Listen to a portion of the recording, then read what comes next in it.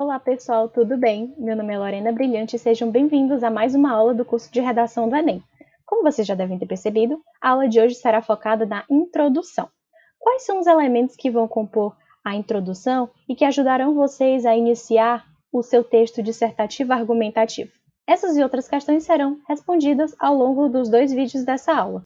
Na aula de hoje apresentarei algumas dicas que vocês poderão utilizar quando forem criar as suas introduções. Também discutiremos quais elementos constituem a introdução e quais os tipos de contextos que vocês poderão utilizar para iniciar a introdução e mostrar repertório. Como criar uma ótima introdução? É importante lembrar que escrever a introdução não é o primeiro passo na hora de fazer a redação.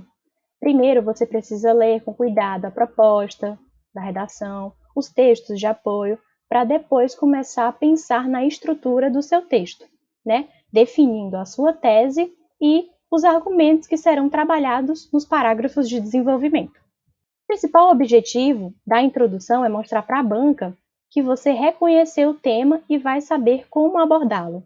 Com a estrutura pronta, aí sim você examina o seu repertório e decide qual vai ser a melhor forma de fazer a introdução da sua redação.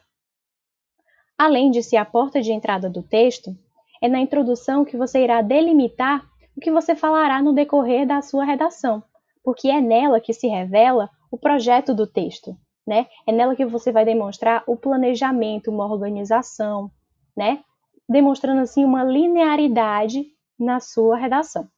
Também é na introdução que você vai exibir o seu repertório que foi adquirido ao longo dos seus estudos. Por isso, é importante lembrar que toda introdução do texto dissertativo argumentativo precisa ter 3 elementos: contexto, tema e tese. Geralmente, eles são dispostos nessa ordem. Primeiro o contexto, depois o tema e, em terceiro lugar, a tese. Vamos falar agora sobre o contexto. Para iniciar a introdução da redação, você precisa fazer uma contextualização, trazendo um assunto que é mais amplo que o tema proposto na redação, mas que se relaciona com aquele tema. Por isso que é nesse momento que você vai demonstrar o seu repertório, certo? Porque esse assunto, que vai ser mais amplo, você pode ter retirado de um livro que você leu, de uma série ou filme que você assistiu, de uma notícia. Existem diversos tipos de contextos, como, por exemplo, a citação, a contextualização, o questionamento, e a gente vai discutir um pouco mais sobre os contextos mais na frente, certo? Em seguida, você deve demonstrar como o contexto vai te levar ao tema.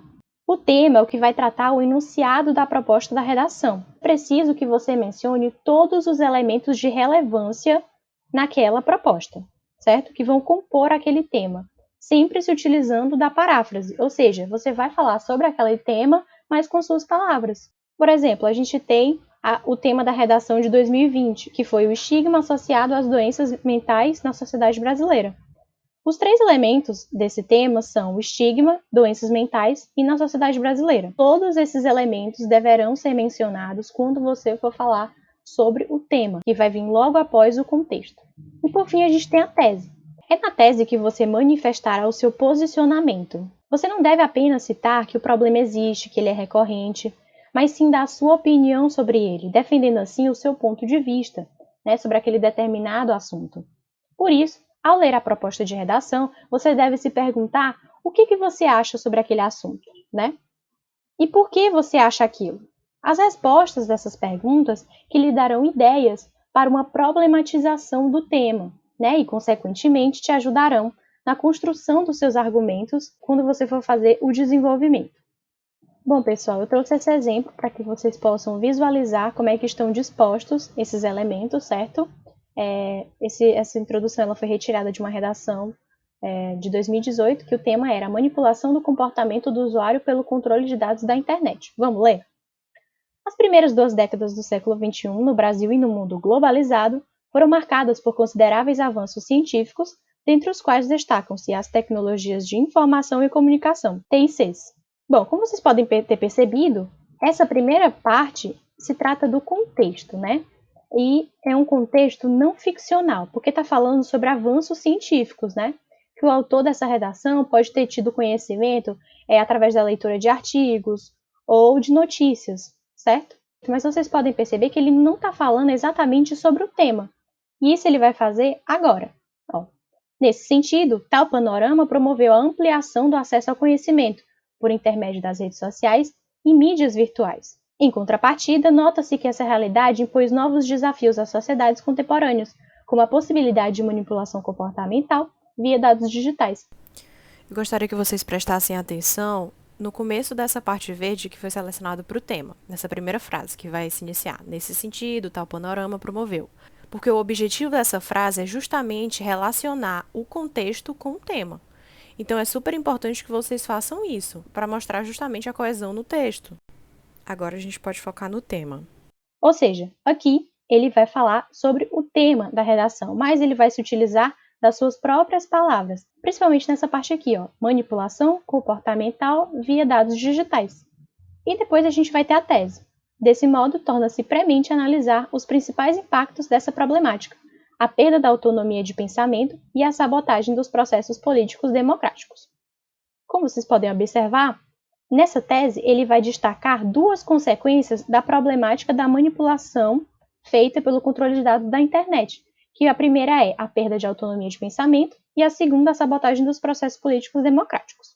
Agora vamos falar um pouco sobre os contextos. Há diversas formas que vocês podem iniciar o seu texto. A escolha desses assuntos vai ser feita a partir do tema proposto da redação. Então eu vou dar dicas para vocês de como contextualizar aquele tema. Primeiro, você pode fazer um resgate histórico, ou seja, você pode mencionar um fato que foi importante na nossa história e que tenha relação com o tema proposto. Por exemplo, nessa introdução, o tema era intolerância religiosa. E qual foi o resgate histórico que a pessoa que escreveu essa redação fez? Ela lembrou dos tribunais de Santo Ofício que aconteceram na Idade Média. A narração não ficcional é quando você vai falar sobre um assunto que ele de fato aconteceu e que ele pode ser comprovado, certo? Por exemplo, você assistiu a uma reportagem no jornal, né, e lembrou dessa reportagem assim que leu o tema proposto da redação. Então você pode mencionar essa reportagem, porque é algo que pode ser comprovado, certo? Então, nesse caso aqui, também vai falar sobre a intolerância religiosa e vai falar sobre uma reportagem demonstrando a intolerância religiosa no contexto da realidade. Depois a gente vai ter a narração ficcional, que é aquela que você vai retirar de um livro, de uma série, de um filme. Por exemplo, nessa introdução, o tema era o sistema carcerário. Então, a pessoa que escreveu essa introdução, ela já lembrou de uma série que se chama Orange is the New Black, que também trata sobre o sistema carcerário. Então, ela utilizou esse assunto, né, esse contexto da série, para abordar o tema dela na redação. Outro exemplo de contexto é a citação, que é um dos exemplos mais conhecidos, né, que as pessoas mais utilizam quando elas vão escrever as suas introduções. E vamos dar uma olhada nesse exemplo aqui. O educador e filósofo brasileiro Paulo Freire afirmava que, abre aspas, se a educação sozinha não transforma a sociedade, sem ela tampouco a sociedade muda, fecha aspas. Então, pessoal, há duas formas de você fazer uma citação direta e uma citação indireta.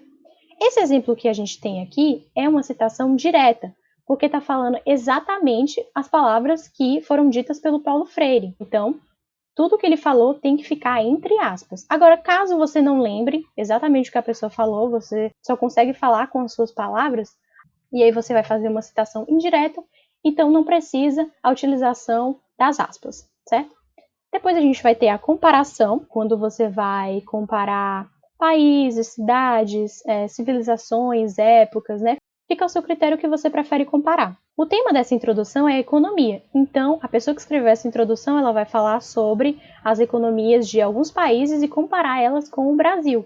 Depois a gente vai ter a contextualização, que geralmente dá um panorama da situação atual, certo? Nesse caso, a situação atual no Brasil sobre a violência contra a mulher. É importante que você apresente dados estatísticos e também traga informações que sejam confiáveis, né? Informações que possam ser verificadas. Né? Por exemplo, aqui está usando o mapa da violência de 2012, ou seja, tem essa estatística, né, desse aumento que pode sim ser comprovada através do mapa da violência. O questionamento é quando você inicia a sua introdução fazendo uma pergunta. Por exemplo, nesse caso aqui, qual é o questionamento? Será que o Brasil está caminhando para melhorar a qualidade de vida da sua população? Então, é importante lembrar que quando você vai fazer um questionamento, o importante é levantar discussões, né? E o interesse sobre o tema que vai ser desenvolvido. Por isso que você necessita responder esse questionamento ao longo do texto. Então, é importante que você faça um questionamento específico, não um questionamento muito amplo, você vai ter mais facilidade para responder ao longo do texto. Por fim, a conceituação, onde você vai explicar um conceito que seja central para o tema proposto.